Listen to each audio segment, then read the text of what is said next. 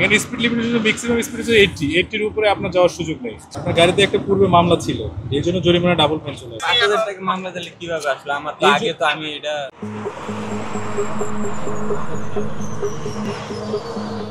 দর্শক এই মুহূর্তে কিন্তু একটি গাড়ি ওভার স্পিডিংয়ের জন্য আটক করছেন এবং পরবর্তীতে আসলে তার কি প্রসেসিং নেওয়া হয় বা কী ধরনের ব্যবস্থা নেওয়া হয় প্রশাসন থেকে সেই দৃশ্যটি আমরা তুলে ধরবো। আপনারা দেখছেন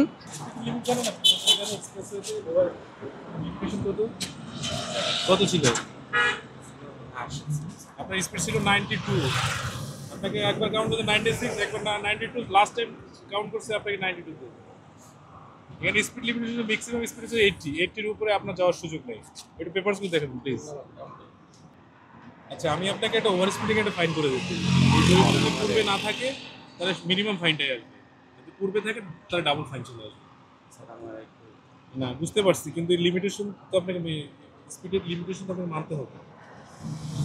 এর আগে আপনার ওভার স্পিড মামলা ছিল, তাহলে ২,৫০০ আসবে। যদি আর এর আগে থাকে তাহলে ৫,০০০ আসবে। করেন স্যার। এই গাড়িটা কি মালিকানা কি, মালিক কি? এখানে তো মানে ব্যাংকের মালিকানার নাম দেখতে, ওয়ান ব্যাংকের নাম, লোন লোন করে গাড়ি কিনেছেন। আপনাকে জরিমানা করা হচ্ছে ওভার স্পিডিংয়ের জন্য। আপনি পূর্বে মামলা না খেয়ে থাকলে আপনার ২,৫০০ টাকা ফাইন। এটা রোড ট্রান্সপোর্ট অ্যাক্ট ২০১৮ সালে, সড়ক পরিবহন আইন ২০১৮। ২৬ আপনার গাড়ির নাম হচ্ছে ঢাকা মেট্রো বাস ২৬ সিরিয়ালের ৭৯০৩।